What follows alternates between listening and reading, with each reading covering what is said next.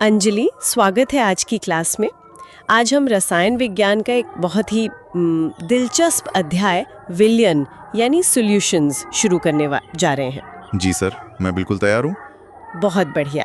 तो देखो, ये सिर्फ एक चैप्टर नहीं है, बल्कि हमारे चारों ओर की दुनिया को समझने का एक नया नजरिया है। तैयार हो अंजलि? जी सर, बिल्कुल।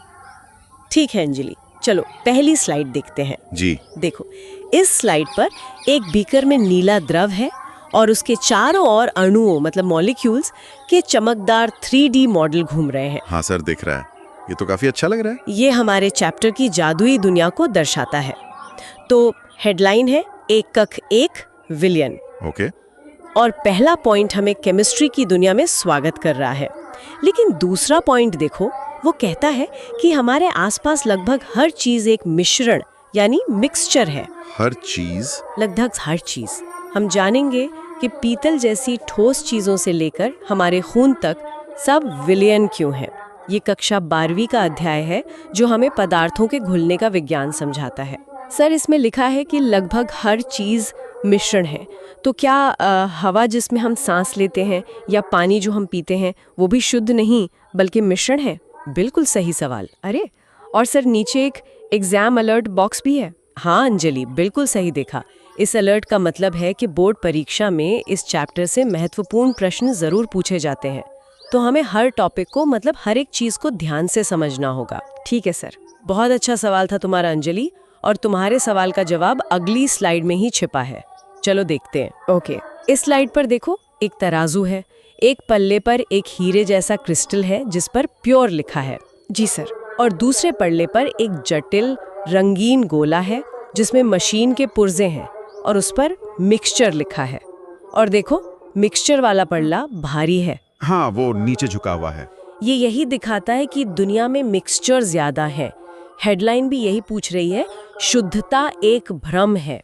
अच्छा। हम शुद्ध पदार्थों के बारे में जानते हैं, पर असल में पदार्थों की जो उपयोगिता है वो उनके संगठन यानी कॉम्पोजिशन पर निर्भर करती है। अधिकतर चीजें 2 या अधिक शुद्ध पदार्थों का मिश्रण होती हैं। जैसे हमारा पीने का पानी भी, वो शुद्ध H2O नहीं होता? बिल्कुल नहीं, उसमें कई तरह के लवण माने सॉल्ट्स घुले होते हैं जो उसे हमारे लिए फायदेमंद बनाते हैं। तो सर, जब हम बाजार में प्योर घी या प्योर जूस जैसे शब्द सुनते हैं तो क्या वो वैज्ञानिक रूप से प्योर नहीं होते? नहीं, वो भी मिश्रण ही है। प्योर का मतलब वहाँ पर बस इतना होता है कि उसमें कोई अनचाही मिलावट नहीं है। समझ गए। सर, यहाँ भी एक एग्जाम अलर्ट है। पदार्थों के गुण उनके मिश्रण के अनुपात पर निर्भर करते हैं। बिल्कुल सही अंजलि। इसका मतलब है कि मिश्रण में कौन सी चीज कितनी मात्रा में है, इसी से उसके गुण तय होते हैं। जैसे पानी में नमक का अनुपात बदलेगा तो उसका स्वाद भी बदल जाएगा।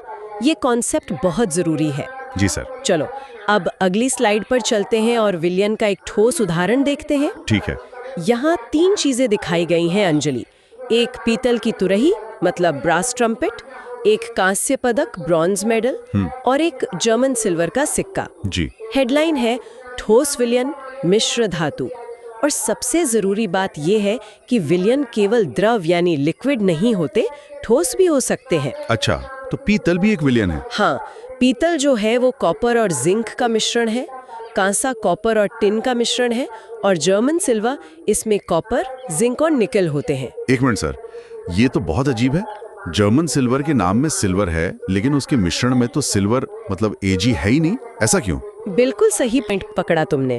अरे वाह। हाँ। एग्जाम अलर्ट में भी यही बात लिखी है। जर्मन सिल्वर में सिल्वर यानी कि Ag नहीं होता, ये कॉपर, जिंक और निकल का मिश्रण है। शाबाश अंजलि।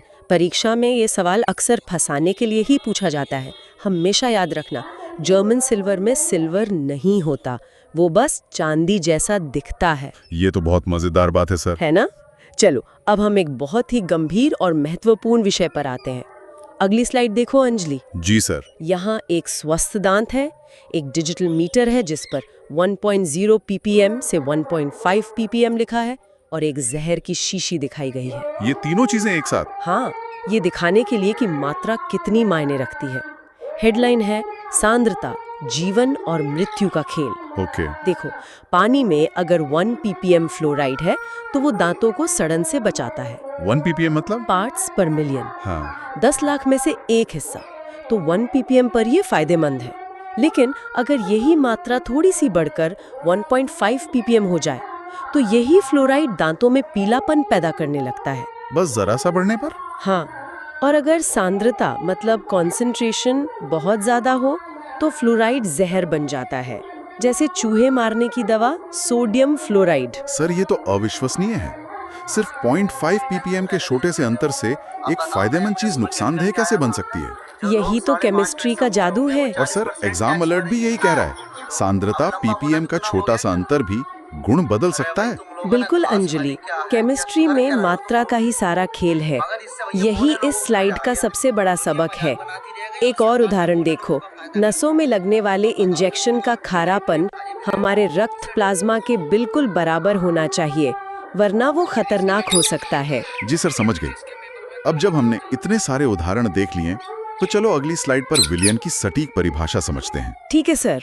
देखो अंजलि, इस विजुअल में दो अलग अलग रंग के तरल, गुलाबी और नीला, एक पारदर्शी क्यूब में डाले जा रहे हैं और वो पूरी तरह से एक दूसरे में मिल रहे हैं। हाँ, और एक मैग्नीफाइंग ग्लास दिखा रहा है कि उनके कण, पार्टिकल्स हर जगह एक समान रूप से फैल गए हैं। हाँ, तो हेडलाइन है विलियन क्या है और परिभाषा है विलियन 2 या 2 से अधिक अवयवों का समांगी मिश्रण है। समांगी मिश्रण? हाँ, होमोजीनियस मिक्सचर। हाँ, समांगी का अर्थ है कि मिश्रण में सभी जगह संगठन और गुण एक समान हो और इसके कण इतने छोटे होते हैं कि नंगी आंखों से अलग नहीं दिखते। तो सर समांगी का मतलब ये हुआ कि जब हम नमक को पानी में घोलते हैं तो वो हर जगह बराबर घुल जाता है, इसलिए वो समांगी है। बिल्कुल। लेकिन तेल और पानी नहीं मिलते तो वो समांगी नहीं हुआ। एकदम सही, वो विषमांगी मतलब हेटेरोजीनियस हुआ। सर देखिए, एग्जाम अलर्ट में लिखा है परिभाषा में समांगी होमोजीनियस शब्द लिखना अनिवार्य है। हाँ, ये बहुत जरूरी है। अगर परीक्षा में परिभाषा लिखते समय समांगी शब्द नहीं लिखा तो नंबर कट सकते हैं। ये सबसे जरूरी कीवर्ड है। ठीक है सर, मैं याद रखूंगी। जानते हैं जी। इस स्लाइड में एक बड़ा पारदर्शी क्यूब है जिसे सॉल्वेंट यानी विलायक कहा गया है, और उसके अंदर छोटे छोटे सुनहरे गोले घुल रहे हैं जिन्हें सॉल्यूट यानी विलेय कहा गया है। बहुत अच्छे।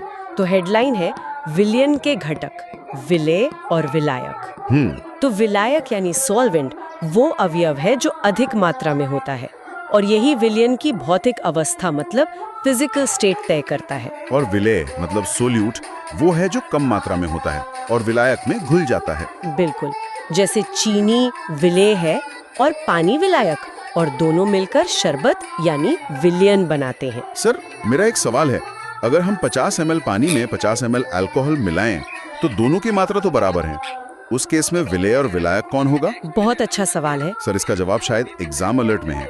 विलायक सॉल्वेंट ही तय करता है कि विलियन ठोस होगा, द्रव या गैस। मात्रा बराबर हो तो हम किसी को भी विलायक मान सकते हैं, पर अंत में जो विलियन की अवस्था होगी, जैसे यहाँ द्रव, उसे तय करने वाला घटक ही विलायक कहलाता है।